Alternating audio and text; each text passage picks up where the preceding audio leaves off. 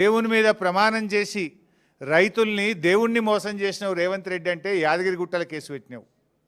వరద బాధితుల్ని పరామర్శించడానికి పోతే ఖమ్మంలో రాళ్ల దాడి చేపించి ఖమ్మంలో కేసు పెట్టినావు. ఎవరో ట్వీట్ చేసిందని చెప్పి నా మీద హైదరాబాద్లో పోలీస్ స్టేషన్లో కేసు పెట్టించినావు.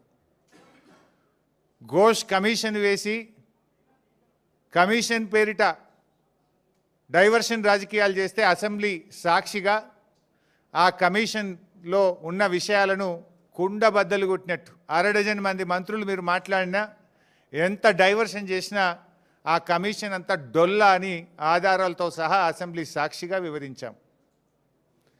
నిన్న నీ బామ్మర్ది బొగ్గు కుంభకోణం బయట పెట్టంగానే సాయంత్రం మళ్ళొక సిట్ నోటీస్ పంపినావు. ఇది రాష్ట్ర ప్రజలు గమనిస్తున్నారు.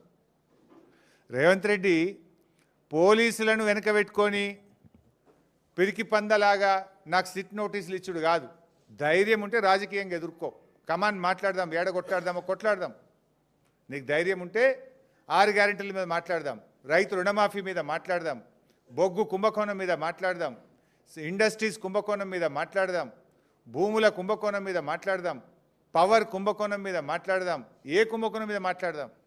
నీ ప్రభుత్వం కుంభకోణాలకు నిలయంగా మారింది. నీ ప్రభుత్వం ఇవాళ మొత్తం ఎక్కడికక్కడ దోచుకొని తింటా ఉన్నారు. ప్రజలకు ఇచ్చిన గ్యారంటీలు గాలికి వదిలేసిండ్రు. అందిన కాడికి దండుపాలెం ముఠాలాగా దోచుకుంటా ఉన్నారు మీరు.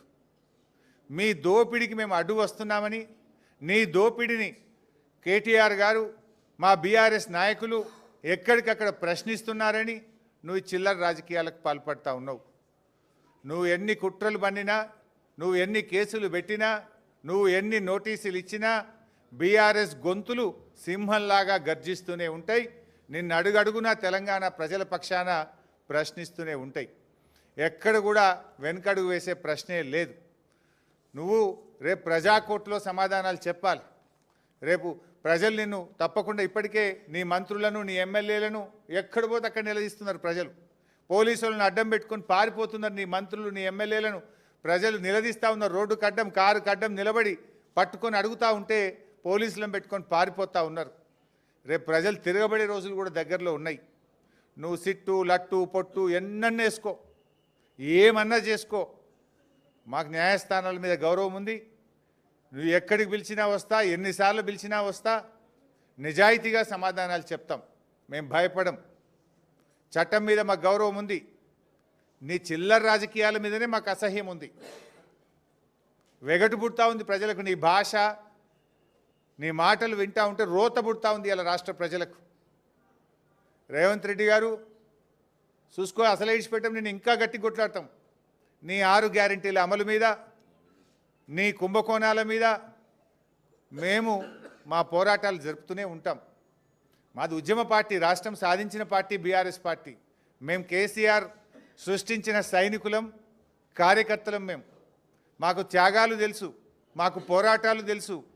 నీలాగా వెన్నుపోట్లు, కుట్రలు, కుతంత్రాలు, చీకటి రాజకీయాలు మాకు తెలియవు. మా కేసీఆర్ నేర్పింది పోరాటం, త్యాగం, ప్రజల పక్షాన నిలబడడం మా కేసీఆర్ గారు నేర్పినారు. నువ్వు ఎన్ని సిట్ నోటీసులు పంపుతో పంపు, మేము భయపడేది లేదు. కానీ నువ్వు దర్యాప్తు పేరు మీద ఆడుతున్నటువంటి ఈ నాటకం తెలంగాణ ప్రజలు నిశ్చితంగా గమనిస్తూ ఉన్నారు. నాకు తెలిసి ఇవాళ మళ్ళీ లీక్ ఇస్తారు. ఇట్లయిందట అట్లయిందట, లోపలనో ఓ చిల్లర లీక్ ఇస్తారు. దమ్ముంటే వీడియో బయట పెట్టు. మొత్తం వీడియో రికార్డింగ్ అయింది కదా. I am challenging Revanth Reddy. ఇవాళ జరిగిన నన్ను అడిగిన ప్రశ్నలు, నేను చెప్పిన సమాధానాలు మొత్తం వీడియో బయట పెట్టు, రాష్ట్ర ప్రజలు చూస్తారు. చిల్లర లీకులు ఎందుకు ఇస్తావు? మళ్ళీ నాకు తెలిసి ఇప్పుడు సాయంత్రం లీక్ ఇస్తారు. లీకుల ప్రభుత్వం ఇది. లీకుల ప్రభుత్వం, స్కామ్ల ప్రభుత్వం.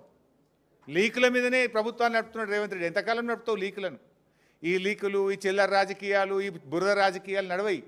ప్రజలకు డెలివరీ కావాలి, ప్రజలకు ఇచ్చిన మాట నిలబెట్టుకోవాలి. అరే నాట్లు పడుతున్నాయి, ఇదివరకు రైతు బంధు ఇయ్యలే, రైతు బంధు ఎప్పుడు ఇస్తావో చెప్పు. నాట్లకు కేసీఆర్ పైసలు ఇస్తే నువ్వు ఓట్లకు పైసలు ఇస్తున్నావు. ఓ పంటకు ఇస్తున్నావు, ఓ పంటకు ఎగబెడుతున్నావు. ఓ పంటకు బోనస్ ఎగ్గొట్టినావు, 2 పంటలకు రైతు బంధు ఎగ్గొట్టినావు, సగం మందికి రుణమాఫీ ఎగ్గొట్టినావు, పంటల బీమా ఉత్తదే చేసినావు. అంతా 2 లక్షల ఉద్యోగాలు ఉత్తదే అయిపోయింది. మహాలక్ష్మి 2500 పత్తా లేదు. 4000 పింఛను ఇవాళ ముసలోళ్ళు కళ్ళల్లో వత్తులు వేసుకొని అవ్వాతాతలు ఎదురు చూస్తున్నారు. వాటి గురించి మాట్లాడు. ఈ నోటీసులు మమ్మల్ని భయపెట్టలేవు సరికదా, మీ పతనాన్ని మరింత వేగవంతం చేస్తాయి. గుర్తుపెట్టుకో రేవంత్ రెడ్డి, ఇలాంటి నోటీసులతో మేము భయపడం. నీ రాజకీయ పతనం మరింత పేక మేడల్లాగా కూలిపోయే రోజులు దగ్గరలో ఉన్నాయి. నీ పతనానికి నువ్వే నాంది పలుకుతున్నావు, నీ పతనానికి నువ్వే అడుగులు వేస్తూ ఉన్నావు. ఈ నోటీసులు నీ పతనాన్ని వేగవంతం చేస్తాయి. చూసుకుందాం. బట్ మేము ఫైనల్గా మళ్ళీ డిమాండ్ చేస్తున్నాం, నీకు నిజాయితీ ఉంటే, తప్పు చేయకపోతే సైట్ విజిట్ సర్టిఫికెట్ల పేరిట సింగరేణిలో జరిగిన కుంభకోణాల మీద సిట్టింగ్ జడ్జితో విచారణ జరపాలని మళ్ళీ డిమాండ్ చేస్తున్నాం.